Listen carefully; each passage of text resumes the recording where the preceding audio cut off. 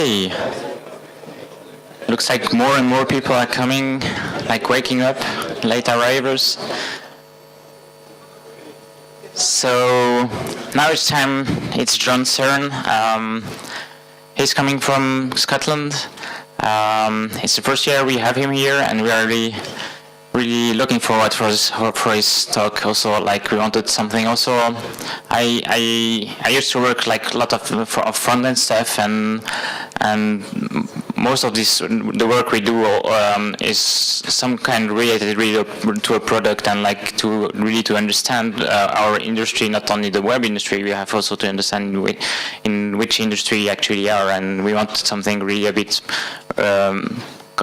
Focused a bit on the context on where we're working, and that's why John is here today. The stage is yours.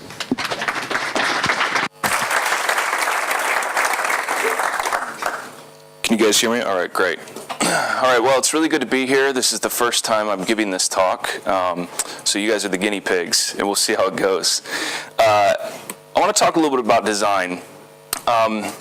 I really believe that design is sometimes overly restricted when you get in our industry and you talk about design. So we think web design, we think responsive, we think all these very narrow concepts. And I'd just like to broaden the context a bit as we talk about products today to basically say that, design really permeates everything we do. I grew up in Asia. I grew up in China during the 80s and 90s before its economy really got white hot. And you had a lot of Soviet-style construction all around you, right? And it's not what I think anyone would consider or characterize as beautiful. And after that, I moved to kind of suburban South Florida. And I was around a lot of like American suburban architecture, and that's not what I think many people would characterize as beautiful as well. And now I live in Edinburgh, Scotland, and I think most of us would agree that a city like Scotland, a city like Zurich, or whatever, is a very beautiful place to live. And it matters, and that's an impact. It makes my life better walking around beautiful buildings and really nicely designed things. And I think when we talk about design, it should really permeate everything we do. And it's more than just design. It's more than just making things look good or what have you, but it's about how do we construct products that are well built, that are well designed. I work at a very small company, and we don't have a designer today. We're looking to hire one, but we don't have a single person whose job it is to design. But even after we hire a designer, it's still going to be a mantra within our company that design is everyone's responsibility. And what we mean by that is that because design is more than just the look and feel, but also how our products operate, how we engage with our customers, how we design procedures, that everybody has a stake in building a great product or a great service delivery. Building great products is really hard. I think we all intuitively know this, but it's worth restating. It's hard, and it's not for the faint of heart, really. But I think there are two kinds of hard. Okay, exercising is hard, and a lot of us may struggle to get out and exercise every day. But we can all do it, right? The reason exercise is hard is because it's a diligence thing, right? I need to go to the gym, I need to be motivated, I need to go out there and do it. That's where most people fail. Playing the violin is hard. You actually need some skill to be able to play the violin. You don't need any skill to go out and run on the treadmill, really. You just need the motivation, right? And I think that when we talk about building products being hard, we're really putting that in the exercise category. We just need the motivation, we need a few tools, we need a few pointers maybe, and we need to get out there and practice it and do it and continually do it as a discipline. It's not necessarily a talent thing. Talent helps, but it's not a requirement. I'd like to talk briefly, too, about why do great products matter. In my entire career, has essentially, with some consulting aside, has essentially been around business-to-business products. So the type of software that my mom will never get to use, right? My friends will never get to use in boring industries, right? And these types of industries and these types of situations are littered with these kind of enterprise products that are horribly designed. They look ugly, they don't work very well, they're very clunky and difficult to use, they require a lot of training, yeah? And that makes the people's lives who use these products really sad sometimes. I mean, you go in and you just see somebody like hacking away at some awful, like soul-crushing experience of a product. And it matters if we put out a product that is well designed. I mean, not everybody gets to use Instagram all day for their job. You know, it's just, we don't get to use beautiful products a lot of times in our job. Most people don't get that privilege. We're actually very privileged. We get to use Macs and we get to use beautiful software designed for them, or whatever your software of choice is, and we have that choice, but a lot of people don't. So it's going to make lives better if we put out well-designed products, and they can be extremely disruptive. So if, all things being equal, you got one product that's poorly designed and one product that's well designed, you can come in and disrupt a billion-dollar industry very, very quickly. And we've seen that happen over and over again with even just things as simple as credit card processing, right? How many people here, well, we're in Europe, so not many of us have used Stripe, right? But it's coming soon. And this is a disruptive company out of the valley that just makes it a little bit easier, a little bit better designed to accept credit cards if you're a web developer, right? So they've got a really nice API, they've got a really nice website, they've got a really nice toolkit, and they're disrupting a multi-billion-dollar industry of merchant account processing and credit card processing that all of us use every day. That you would think swiping a credit card or putting a credit card form on a website would not have that much room for improvement, but it turns out it does, and it's being very disruptive. So there's a lot of opportunity there. So a little bit about me. My name's John Peebles. I've got a Scottish last name, but I'm an American living in Scotland. And I'm the CEO of a little company called Administrate.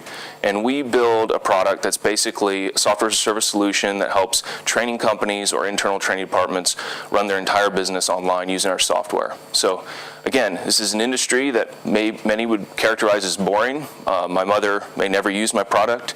Most of you will never use this product.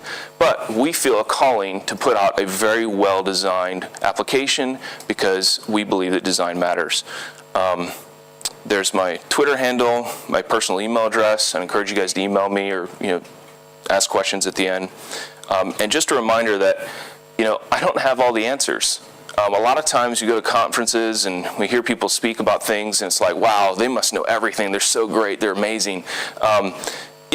I'm just a guy talking. I've done a lot of things. I've seen a lot of things in the industry. I've solved a lot of problems. But at the end of the day, I'm still practicing and learning these things. And one of the things that I really like doing when I go out and speak, I've been speaking about teams and great teams for a long time. And this is a new thing that I'm talking about, building products and solving problems. But I like it because I get to go back and read my old slides and teach myself something, as well. So just keep that in mind. You guys got to realize that building a product is essentially solving a problem. Okay, so let's get out of our minds this idea that products are, some sort of tangible thing, or at the end of the day, if your product doesn't solve a problem, you're either going to go out of business, nobody's going to want it, or maybe you're working for the government, right? Because you don't have the financial incentive, right? Building a product is solving a problem, which means that in order to build great products, we need to be problem solvers. That's a good thing, because problem solvers earn more money. Even if you don't care about money, you can still give it away because you're going to earn more. Problem solvers are usually the key to their team's success. So if you look at a really high-functioning team, you'll notice that there's at least one or two problem solvers in that team that are really doing a good job. And it tends to be that the best in their profession, whether it's designers, managers, developers, etc., you pick a profession, but the guys or girls who rise to the top in that profession will overwhelmingly be very, very good problem solvers. And really, if you're not solving a problem, you're not going to build a great product, which means that it's going to be the difference between success and failure. So the more we hone this, the more successful we're likely to be. So now we're going to demotivate everyone a little bit. All of us like to think of ourselves as problem solvers, okay, myself included. But the truth is that they are very, very rare.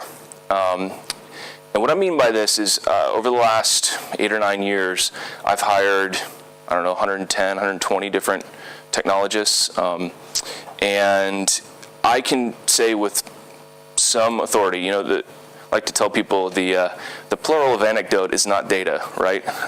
But over 100 plus people, over 8 or 9 years, I can tell you that problem solving as a skill, particularly when you're hiring people that are younger, that have come out of university, or people that have come out of a big company and have been there for a few years, problem solving is very, very rare, almost non-existent. Okay, so we all feel sad, right? So now we're going to motivate everyone, okay? It's actually pretty easy to develop this skill, okay? So everyone in this room can do this, and it's not very difficult to learn, and that's what we're here for today. I'm going to share a few tips with you on how we can be better problem solvers. This is not the end-all, be-all, right, resource, but it is something that I've noticed by teaching people, ranging from interns to seasoned executives, whatever, how we can run a few kind of game plays of this is how we're going to solve problems, this is how we're going to approach problems, that people can learn it, and they actually learn it pretty fast, and it's not that big of a deal. So, there you go. Now that we've agreed that building a product is solving a problem, I want to also throw something out here that may be controversial, but really shouldn't be, okay? Building a product should not be user-driven, and we're going to talk about what I mean by that, because there's a couple of nuances there. But just to lend credence to this statement, we'll share with you 2 very famous quotes from 2 very famous people. Now, there's a lot of debate on whether Henry Ford actually said this, okay? So he may have said it, he may not have said it, but it's been repeated enough that we can all get behind the idea that at least somebody close to him may have, made this up, that he said this. And I think there's two clues into these quotes that will come out a little bit later on as we continue to talk. A lot of times, people don't know what they want until you show it to them. Okay, so remember that. And then this idea of wanting better, faster horses. Yeah? So just hang on to those, and we'll come back to them. So, rather than user-driven, building a product should be workflow-driven, or another way to say this is job-driven, or another way to say that is results-driven. Okay? So by workflow, I mean, what are the processes or procedures that you're going to do to go through to make sure happen in order to get success, right? In order to get a result. Job-driven, meaning what is the job that your software or your product or your solution is helping somebody achieve, yeah? Not what features are helping them to achieve, but what job are you helping them perform, okay? And this is true for B2B, B2C, any other kind of B to whatever. This isn't just, an industrial solution. This isn't just some, Instagram clone. This works for everything. And I want to talk about the core mechanic, okay? We talk about this a lot in our company, but the core mechanic, we believe, is know, define, solve, okay? If anybody plays Dungeons & Dragons here, anyone? No? Yeah, one? Brave. I turned on the television last night because one of my favorite things about being in Switzerland is watching Bernd das Brot. Does anybody watch him at all? He's this talking like loaf of bread, and it's really bizarre, yeah. And they had him, and he was playing Dungeons & Dragons last night, so I thought, oh, that's great. Anyway, in Dungeons & Dragons, they talk about the core mechanic, right? You roll the D20, that's the core mechanic. In problem solving, we've got a core mechanic too. Knowing, defining, and solving, okay? So let's talk about this bit by bit. So knowing, what do we mean by this? There are 2 parts to knowing, main parts, but the first would be develop what we call personas, and you hear this a lot in marketing and so on. What I mean by personas is essentially you need to really have in your mind a couple of concrete, maybe more than one, but a couple of concrete people, really, that are in your mind that are using your product, people or entities, okay?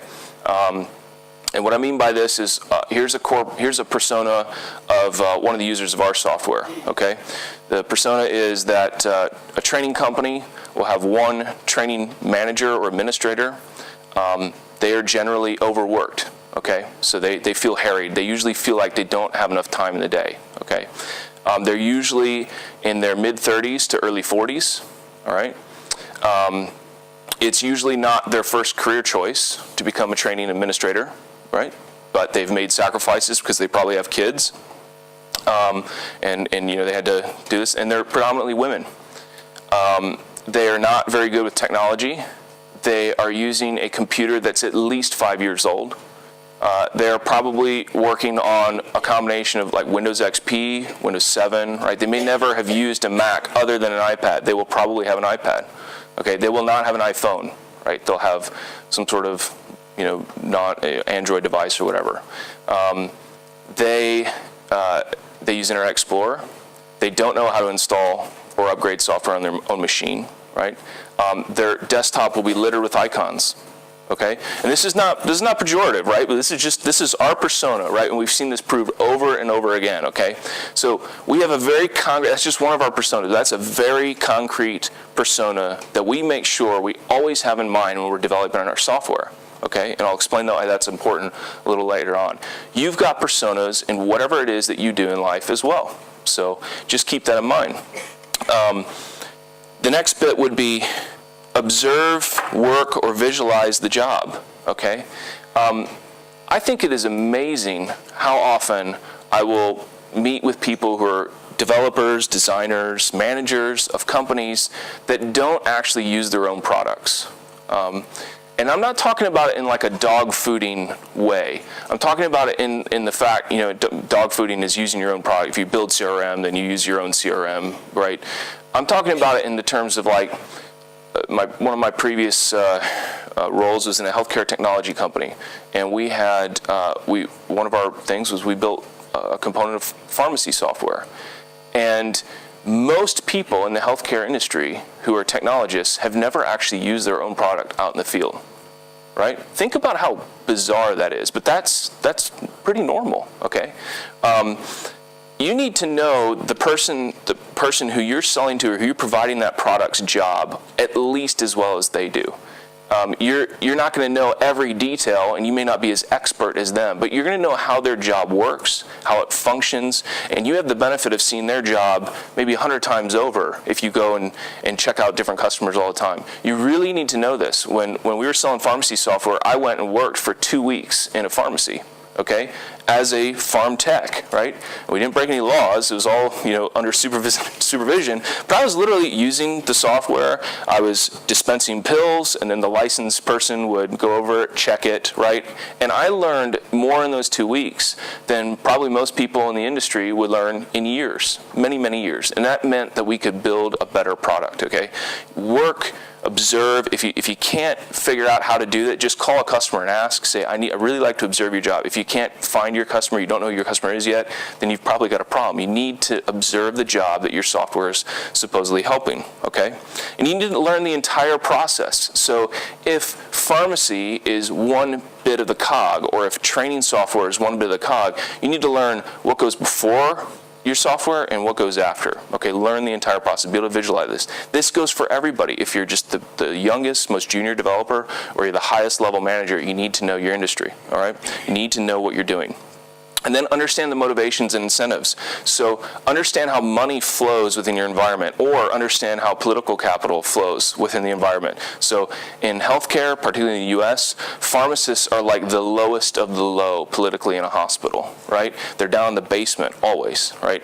They have the worst working conditions of anyone. It's pharmacists, then it's nurses, then it's physicians, then it's surgeons, right? And there's this very clear defined hierarchy in healthcare. And you need to know that, because that's going to impact how you sell, how you engage, what is important to them, and so on and so on. Does this make sense? All right. Next, we need to define our problem, okay? And this is trickier than it seems, all right? What we often say is we say, don't solve solutions, okay?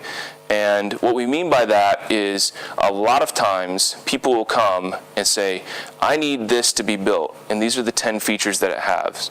They provide you the solution, and they want you to build it, or they want you to design it, or they want you to make it pretty. We've already got it designed, you make it pretty, right? That is solving a solution. We need to be in the business of problem discovery, okay, on everything we do. This goes for literally everything, and we'll talk about how to do that. So just an analogy here. Which do you go to first when you're sick?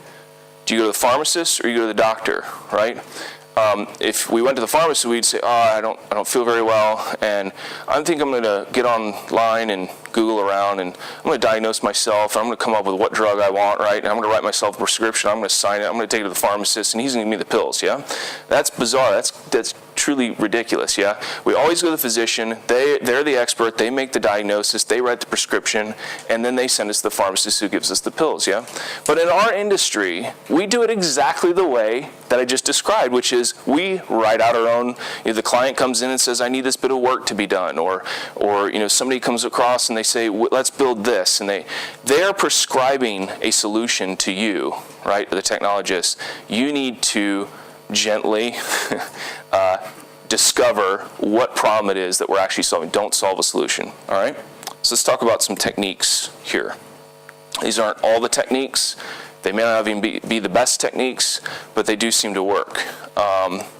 And I'm a big fan of the West Wing, or maybe what my parents would call the left wing, right? But it's a great show, and it talks about U.S. political system, and I really, really love it. But over the course of the season, this is not a spoiler, one of the high-ranking officials, he's kind of the behind the scenes, he's the chief of staff, yeah? He's behind the scenes, he's not out in the limelight, doesn't interact with the press very much. He comes out, and he starts running for the vice presidency. And he's never really engaged with the media very much. And he's got some health problems, right? So every time he goes anywhere, they're saying, can you tell us, do you think you're going to keel over and die? Do you think that your health problems are a problem, right? And he's got a publicist with him who says, remember, always reject the premise of the question, right? So if they ask you about your health, you say, I believe healthcare is really important for all Americans, right? And you pivot and you reject the premise. I don't disagree with your entire premise. I'm going to give you an answer that's completely nothing to do with your question, right? And that's how you do it in politics, and it works really well in American politics. And he ends up winning, so it works. But there's a scene where he doesn't do this, and they say, "Don't you think you're going to keel over and die?" And I'm hyperbole because I'm an American and because I like it. Don't you think you're going to keel over and die? And he says, "No, I don't think so." Right? And then that becomes the quote for like an entire week, and it's on the headlines and all this stuff. And he kind of looks down, and this very seasoned guy, and he kind of walks off, and his publicist is a very short woman, and she says, "Do you see what you did?" And he said, "I didn't reject the premise of the question." Right? Okay. And that's just a little anecdote of what I'm talking about. So when people come to you and they say, can you just add a Facebook like feature to this? We need to just say, okay, what problem are we trying to solve, right? And that leads into the next one, which is, let's practice the 5 whys. So can you just add a Facebook button? Why? Well, we want people to be able to get the word out to their customers. Why? Because it'll make them more money. Why? Because the more people that they get registered to a course, the more money they make, everybody's happier. Okay. Well, if we're trying to get more people registered to the course, maybe instead of putting a Facebook button on the application, we'll just make sure that it's really easy to email all their past students and say, hey, we're doing a deal, right? Oh, that'll probably make us a lot more money than just some Facebook like button, which 10 people are going to see, and half of them are going to be people who have no idea what the company is, right? You see how that works? So we always need to practice the 5 whys. This is a technique that was developed by Toyota that they still use today, and it's very, very effective. And one of the saddest things I think is you see kids at a very young age practicing this as they learn about the world. I have a friend, and he had a daughter who was 2. This is a long time ago. And she would sit there and she would just say, why? Why is the sky blue? Well, that's the way it is. Why? Right? Okay. And rather than get frustrated, and I know this can be frustrating, we need to encourage that. We need to really, really, I would sit there, and a lot of times the why sessions, this 2-year-old, would end up with me sitting there with Wikipedia. I don't know. We'll find out, because it just kept going and going and going, and you can really get to the truth of these matters by asking why. That's all you have to do, just ask why. And a lot of times they'll say, a lot less than 5 whys is all it takes. All right? Take nothing as given. So, in geometry, which I hated, we're always talking about givens. Given this, given that. the insidious thing about geometry is that this then becomes like the rest of your life, right? So you sit in these meetings and people come in and they say, well, blah, blah, blah, blah, blah, blah, blah. And you're like, well, why is that? And they're like, oh, there's these 28,000 givens that have been accepted as law in the corporate experience that is our company, right? And you can't challenge any of them. But we need to do that. We need to really understand what context people are providing these solutions that they want us to solve so that we can get to the heart of the real problem. And the last one is, don't listen to users, all right? Watch users, okay? So don't listen to what they're saying. I mean, you can listen. We want to listen, but really watch what it is that they're saying, what it is that they're trying to achieve. So I want to give a couple of examples because sometimes this can be a little bit confusing. So these are some examples of things that have happened in our company over the last 6 to 8 months. And, like most pieces of software, we sell it all over the world that are online. We sell it all over the world. And people need to be able to submit invoices in different currencies. Yeah, pretty simple stuff. And a lot of times, if our customers are in Europe or whatever, they might have 3 or 4 currencies that they accept, right? US dollars, euro, whatever. We have people signing up for free trials. And they tell us what country they're from. And then that puts that currency, that loads that currency into their instance, and they're off and running. So we had a ticket that came in, and this is from one of our own employees. And it said, we need to add all the currencies, every currency that exists, because we get a feed every day. Add every currency that exists as an option to the drop-down, the currency drop-down, because trial users are registering, and sometimes they need more than one currency, right? So add every currency to the drop-down, we need this, okay? And so we did some work, did a few days of work, and we added this, and we were getting ready for release. And one of our senior engineers said, well, what are we actually trying to do here, right? And they said, well, we need to add all the currencies to this drop-down. And he says, why? Well, sometimes customers have a currency that they want to raise an invoice in that is not in the drop-down. Okay, why? Well, because they can't add currencies themselves once they've set their default country. Okay?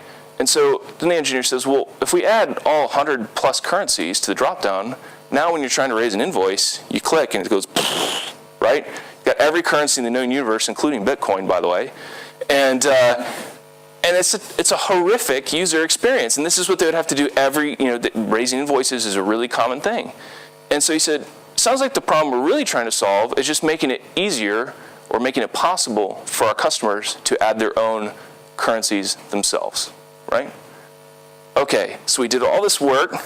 We never asked. We solved the solution just to add all the currencies, right? And then we did it, and we never asked why. And then it turns out we did exactly the wrong thing in a way that would have scuttled the user experience of our product and probably lost us some free trials that would never have converted into paid users, yeah? So instead, we threw all the work away, and we did it the right way, yeah? And now, that was a little late in the game, but I was still proud of the fact that we at least asked why and we didn't release this without thinking about it, yeah? So that's one example. Another example would be, we had a very large client in the Middle East, and when I came on board, they're asking for reports, I don't know, every other day. Can we have a report that does this? Can you just add this column to this report? Can we add another column, right? And this had been going on for months, and nobody had ever stopped to think about why do they need all these reports, yeah? So why do you need that column added? Well, it doesn't exist. Okay, why not? Well, the stock reports don't really work for us. Why not?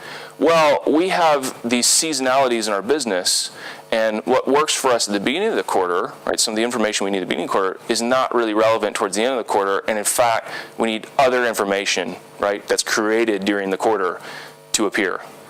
Oh, okay, why? Well, that's just the way we run it. Okay. Well, it sounds like rather than sitting here and every few days having basically a full-time engineer writing reports and adding columns and removing columns, we should instead write a system to allow you to add your own columns or remove your own columns, right?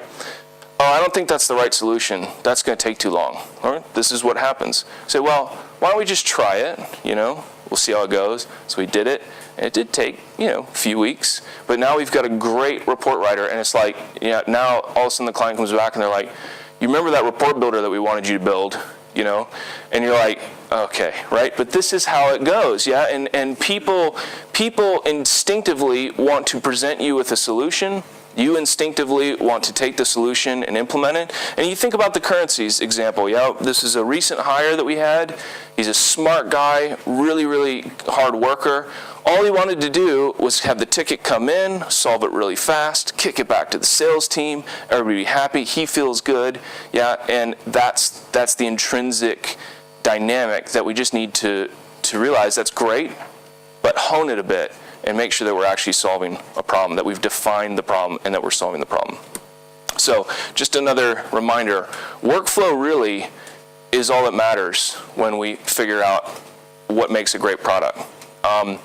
When I used to run a consulting company, and we'd sit down and we did lots and lots of projects, and it was a really great experience because I got to see tons of different industries, tons of different cool projects, right?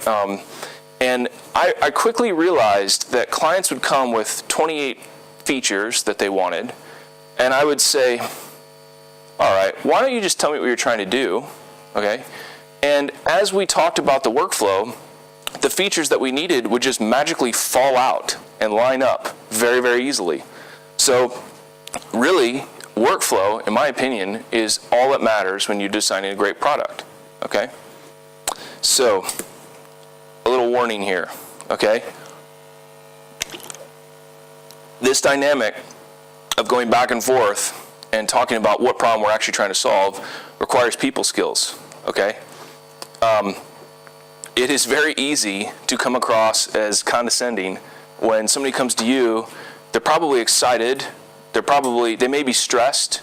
They may, really, really believe in what they're talking with you about. And you say, why don't you tell me what problem you're trying to solve? And it can come across as very condescending, all right? So keep that in mind. Also, as you get better at problem discovery and solution prescription, it is natural to start, these things come in and they just stand out like red flags, and it's natural to kind of develop an air of superiority. That is so dumb. I can, in 3 seconds, figure out what problem they're trying to solve. How stupid are they? Blah, blah, blah. And even if you don't manifest that, it's natural to start feeling that, okay? Just be aware of that and fight that. Don't let it leak out, because the reality is this is your job, okay? It's only just now that you've started really doing your job. So there's nothing to be superior about, right? I often, I've got a big ego and I like feeling superior, and it's really good feeling sometimes.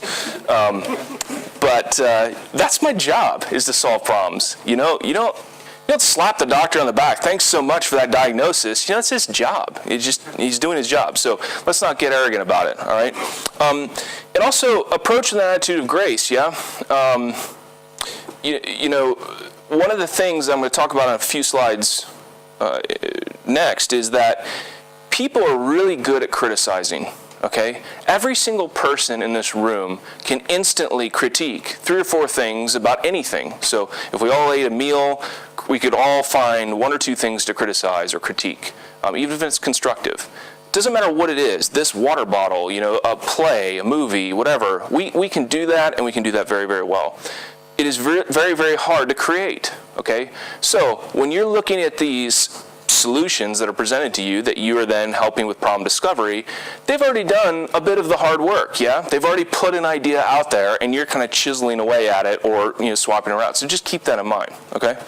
And approach with an attitude of humility. I think people really enjoy explaining what they do and teaching what they do and showing what they do. Leverage that, okay? Just say, hey, I'm really sorry. I'm just trying to learn a little bit better exactly what you do, because maybe not in this situation. Maybe you've got it all figured out. We're going to do exactly what you say. But in the future, it will help me, when we come across problems in the future. So just keep that in mind. And this is a quote that really stuck with me a couple of years ago. And, I was in this mood, and, when you work with smart people, we've all done this, right? And you come across just a horrific, awful piece of software. And we were just kind of going through, and, man, this is just garbage, and this is horrible and this is so dumb. And what were they thinking? And obviously this is just crazy, whatever. And you know, it was. I like to think we were being constructive, but we weren't. Okay. And one of the people that had been involved in some of the design decisions was there, and he said, you know, we didn't try to make it awful. At the end of the day. And I thought about that, and you know, that's an important bit. You know, all of this just horrible software that's out there, it was made by people who are under pressure, who maybe didn't have enough experience, maybe were told, maybe they got overruled. That happens a lot, okay? So just keep that in mind. You've done some pretty awful software in the past as well. I have too. Yeah. You know, in the movie Gladiator, there's this great line that I like to tell our interns, and I stole it right out of Gladiator. He's kind of like, you know, running his fingers through the waves of wheat, you know, at the beginning of the movie. It's very philosophical. And then they come up to this battle, and there's a bunch of Gauls or something. They might have been Swiss, you know, because they're fighting the north of Italy. And he rallies his troops in his best American accent, you know, and he says, what we do in life echoes in eternity, right? And so I like to tell our interns, you know, what we code in life echoes in eternity, right? The horrible thing that you coded 10 years ago is still living somewhere and still making someone's life a nightmare. So just keep that in mind. All right, so we know our environment, we know the job, we know a lot about the job, or whatever it is that we're talking about. We know our personas. And we believe we have defined the problem, okay, using the 5 whys or whatever. Now, let's propose a solution, okay? So we come up with a solution. We say solution XYZ is what we're going to do. Now, the exercise we need to do is we need to run through our personas, okay? And what I mean by that is you literally, in your mind, suit up with a persona and run through your solution as if you were them, okay? So a good example of this is a few years ago, and we had a really talented young designer came on board, and I was like, we need to make everything amazing. You know, we want to be the Apple of the healthcare industry. And he basically did it. We had the most beautiful software I've ever seen in healthcare. It was great. Okay, but one of his first things that he did is he said, well, I got up one morning, and we had a very high trust environment, so people could push changes out, and it got reviewed and whatever, but you know, people could do their jobs. And I got up one morning and logged in, and I noticed something was a little bit different. So I looked at the source on the login screen, and I noticed we had a browser detector. And if you were logging in with IE6 or IE7, right, it popped up and said, hey, you're using an outdated browser. Some things, it may not work very well. Why don't you click here to download one for free, a better one, a more modern one. And this is a very common thing. We see it all the time, right? Great instincts, okay? But what he failed to do was he didn't run through our personas, okay? And the reality was that our persona was a pharmacy tech who would be logging in to place their order for drugs for that day. And they're using a really awful desktop computer, and their corporate IT, the hospital IT, controls all the software that runs on that computer. And because they would have several big hospital information systems that might be running in that environment that only could work with IE6, literally can only work with IE6, they would never be able to upgrade IE6, and they would never, ever be allowed to maintain the software on their own workstation. And the reality was, we just popped up a message every day reminding them of how inferior and horrible and awful their software, their computing environment was, right? We're literally demotivating our users every time they logged in. So that's the benefit of having these personas and running through them with your solution. Make sense? So run through your personas. Visualize the workflow. Now, even if you don't have the solution built, this is one of the great things about paper prototyping, or even just having a sketch pad. You can run through and click the button on the piece of paper and do that with your personas and actually just use what it is that you're going to build. I've got this theory that like all these products that come out that are for techies by techies are like this huge cut above, right? So products like GitHub or trying to think. A lot of these IDEs that are coming out now, these products are like just wonderfully built, and they're wonderfully designed. And the reason is because they're being built by people for their own kind, for themselves. Yeah, I think this is why there's so few B2B startups really that come out of the Valley or come out of these startup incubators, because the message is build something that you would use, that you would know how to use, because nobody likes to take the effort to learn about an industry, right? So that's why we get all these apps that are, we're not curing cancer, and we're not building the B2B solution for industrial drilling or whatever, because none of us in this room probably have very much experience with that, okay? So I think that's just another example of the software that we actually care about, that we actually build for people that we know, is always way better than the software that we build otherwise, okay? So, but we can short circuit that. We can learn about our environment and do a better job. And then, at the end of the day, it doesn't matter how great you are or how awesome you are, get feedback on the solution that you propose, yeah? Now's the time to talk it with the client, talk it over with the client, and show them and listen to them and watch them and so on, yeah? And it's very, very important to show your work, okay? I was a really horrible math student.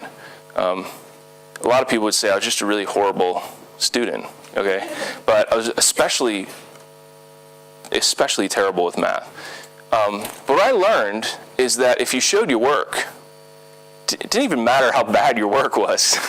You could usually get pretty good partial credit, So then it became like this arbitrage thing, right? So I'll learn 6 or 7 of the concepts that are going to be on the test, and the other 3 that are really hard that I don't have time for, I'm just going to show some work, right? And maybe I'll get enough credit, and then that bump me into a reasonable grade, and I've studied half the time that everybody else has, yeah? So you start hacking away at this idea. The same is true in product development. So we really, really encourage people to show their work.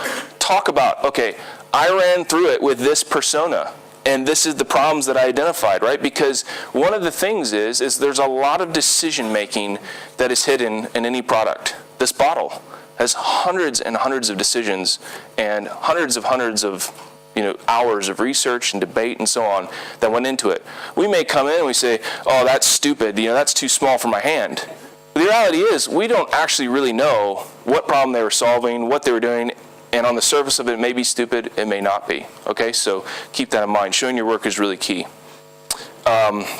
So I want to just rifle through very quickly some pro tips for this, just to keep in mind. Consistency is key. Right, this is the first pro tip. And, this is hard because it seems like every day on Hacker News, there's some awesome new JavaScript widget or CSS trick or whatever, and it's great, and I love it. And every day I email my tech lead, and I say, we should do this, right? We should try this out right now. And that's natural. We love technology. We're a bunch of gearheads, and that's perfectly natural. But just remember that you need to have the discipline and the diligence that when the great new CSS JavaScript widget that's going to save your life comes out and you want to put it in, and it's going to drop down in half a second faster than the old one, just remember you need to have the discipline and the foresight and the planning to go and incorporate that throughout your product. Okay, otherwise it becomes very confusing, it becomes very inconsistent. Consistency really is key. The corollary to this might be that innovation usually requires destruction, okay? Doesn't have to, but it usually does.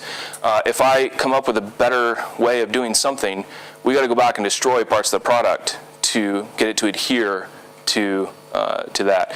This is one of the things that's so astonishing about Apple is they're one of the few very large companies that set out to destroy their best product. Okay, if you think about it, the iPhone coming out when it did literally destroyed the iPod as a product. Okay, now it seems obvious to us now, but this idea would never have gotten off the ground at most big companies.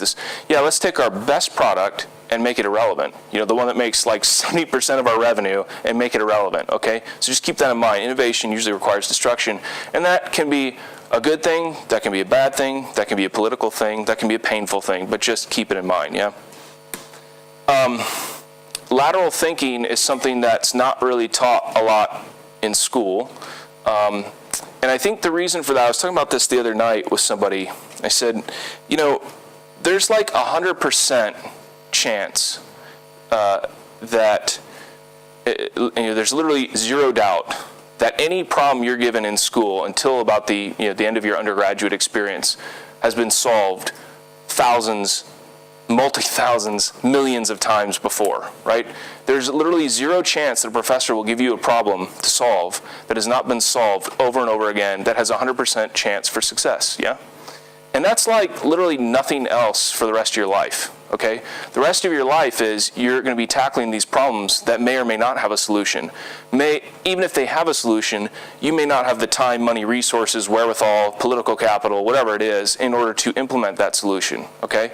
So just keep that in mind. And schools are really bad for training us to challenge the premise of the question or to ask why. Professor gives out an assignment. Why do we have to do this, right? That's going to get you booted from personal experience, okay? You're going to get a quick ticket out if you ask that. But you need to find a way to ask that in a very humble, because that's the name of the game from here on out. Develop lateral thinking using analogies. So one of the parts of the college admissions exams in the U.S. that kids hate the most is a section that's on analogies. And what I mean by that is they'll say, this iPhone is to this computer, this laptop, as what, right? This kitten to this cat, right? Because one is smaller and somewhat related to the other, right? It's not a perfect analogy, but that is an analogy. And they have these multiple choice questions, and you go through, and everybody hates it. And the reason they hate it is because you have to kind of twist your brain in an odd way to come up with an analogy. And I actually really like it because you can come up with some bizarre stuff that tends to be really, really funny when you're using analogies. So try to come up with analogies for things in your work, things in your life. It'll really help you, particularly when discussing with customers. So if they're saying, no, we have to do this way, you'll say, well, that's kind of like opening the door in the airplane and jumping out without a parachute. And they're like, oh, yeah, you know what? That is kind of like that, right? And all of a sudden it just, changes the game and you can kind of make some progress, right? So, and that's a pro tip. Another pro tip, and I use this one a lot, right? If you get stuck, start proposing really stupid solutions, okay? And the interesting thing about this is that oftentimes you'll propose a stupid solution and then nobody can beat it. And you're like, well, that's the smartest idea after all, And we do that, and it works, And that's again, it's this idea that, which is the next pro tip, which is people are always better at critiquing than creating. So some of the best breakthroughs I've ever seen will be the servers are all down. One developer has rage quit off the chat or the phone call. It's 2 a.m. We're all gonna die, right? And I'll just start saying, hey, maybe we should unplug the server and plug it back in, right? And some of you are like, that's a stupid idea because blah, blah, blah, blah, blah. Oh, wait. And then we won't actually unplug the server or whatever, but he'll think about it while he walks through and tells me how stupid it is, and he'll come up with a solution. And that's a great management technique as well. So just be the dumbest guy in the room. It's kind of I've been really successful at that. The last one would be practice solving problems. One of the things, I hate being bored. So one of the places, though, that you get bored is if you're traveling internationally and you don't have a roaming plan for your cell phone, right? And all of a sudden you're like, man, I got a lot of time on my hands. And I can't check my email every 22 seconds. And so what I like to do when you're bored, or if you just to practice this, is you take an example, and airplanes are really nasty for this because you usually don't have your phone, so I'm always doing it on an airplane, and airplanes are really well designed. And so you sit there and you go, why did they design the tray table like that, right? And you start thinking about it and you say, it looks a little flimsy. Well, if a plane's crashing, you want to evacuate, or if the plane's on fire, you want to evacuate, you want to be able to tear it off with your suit coat as you run by, right? Maybe that's why. And you start going through this methodology of, why did they design the clasp like that with a little thing? And you start discovering features. Oh, they designed the clasp like that because then you can hang your suit jacket on it, right?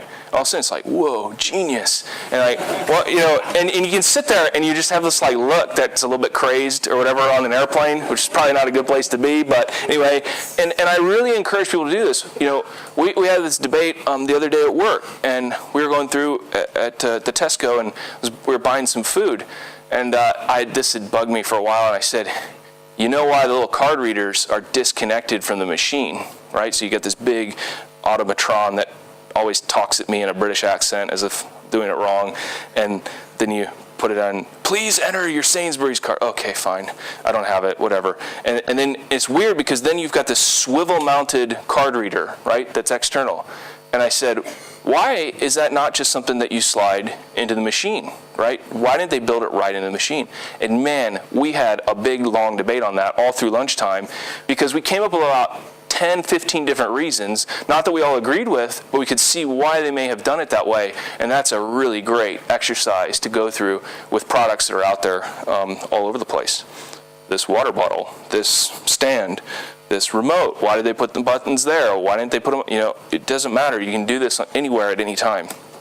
The last thing to remember is solving a problem is a process. Don't lose sight of the goal. Okay, don't fixate on features and make sure you're always improving. You're never gonna have a perfect solution, all right? Please share this. I really believe that it's important. I really like to get feedback on it because then I'm gonna use it. And you know, send me an email. Really, just send me an email, whatever. I'd love to talk with each of you afterwards, and I think I may have run slightly over, but that's it. Thank you very much. Thank you, John.